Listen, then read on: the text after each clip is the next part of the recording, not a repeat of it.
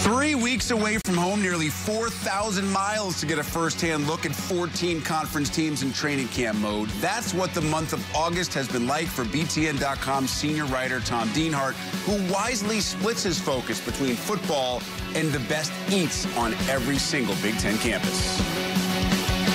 There is no rest for the weary. Tom now joins us on the phone. Tom, we'll get into some of your observations on the teams in just a second, but as I mentioned, you're a foodie too. You find the best spots to eat. So now that you're off the bus tour, which campus stop, food-wise, is still sticking in your head and maybe sticking in your gut a little bit?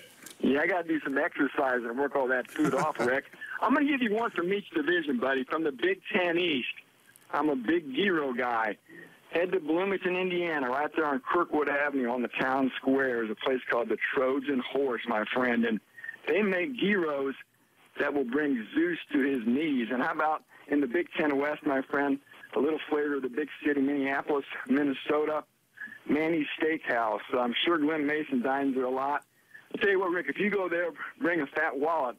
They make some nice steaks, but it's an awfully expensive place. But, again, you can't get better cut of meat than at Manny's. Yeah, that's slightly different budgets from the East to the West. We start in the East in our actual football conversation. 2016 was miserable for Michigan State, and the offseason wasn't a lot better. Based on what you saw when you visited East Lansing, did they have the pieces to rebound from last year? I don't know, Rick. I really have my questions about the personnel there coming off that 3-9 season. I'm not sure if this team will be any better than 6-6 this coming year. For me, the big issues on the field are up front, offensive line, defensive line. I'm not sure if they're up to snuff there, Rick. You know, they only had 11 sacks last year. And, again, the offense went in fits and starts. And then you can talk about quarterback Brian Lewerke. He's still very much a work in progress. So, again, this is a mystery team to me, Rick. But right now, I guess I have my doubts if Michigan State has enough to really contend in that rugged Big Ten East. Yeah, I think it's a very fair point. Well, there's no doubt, according to most, Tom, Ohio State is the favorite in that East Division. But over the last couple of years, look at the talent they've lost offensively. Just Curtis Samuel and Ezekiel Elliott, to name a few. True, Kevin Wilson is in. Urban Meyer has been effusive in his praise about both Wilson and quarterback J.T. Barrett. Can this offense be better than it was a year ago? I think so. You know, reason number one, again, is Kevin Wilson from Indiana to Columbus, Ohio this year. I think Wilson's going to bring out the best in J.T. Barrett, especially in the passing game, Rick. That's where they really struggle down the field.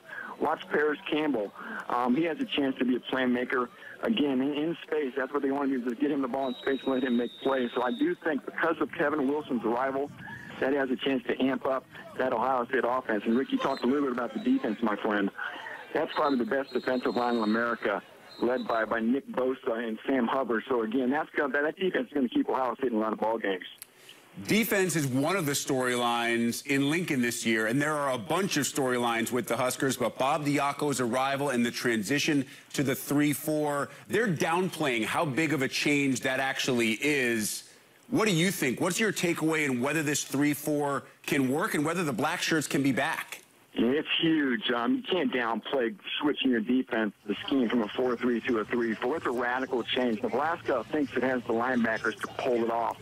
There are some guys to really like there with Dedrick Young and Chris Webber, but we'll see what they do up front, Rick. That's going to be the key. You always need a good nose guard to make that 3-4 work. So, again, it's a lot of ways it's almost like year one for Mike Riley and Lincoln.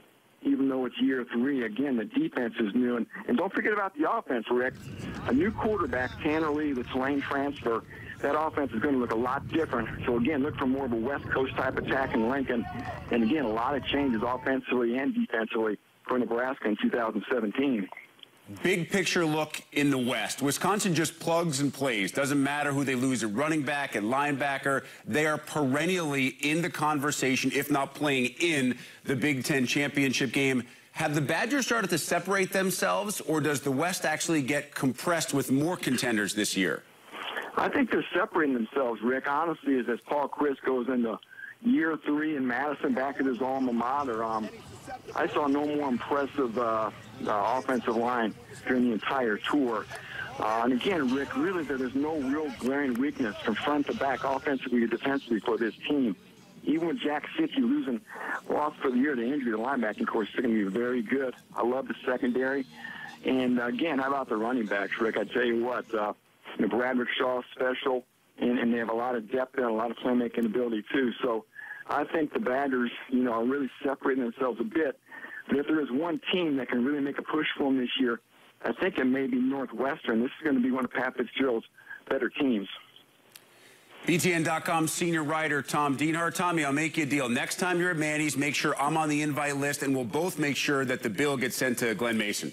Hey, I like that. Mason's got a bigger wallet than all of us. Let's send him all our bills. Fair enough.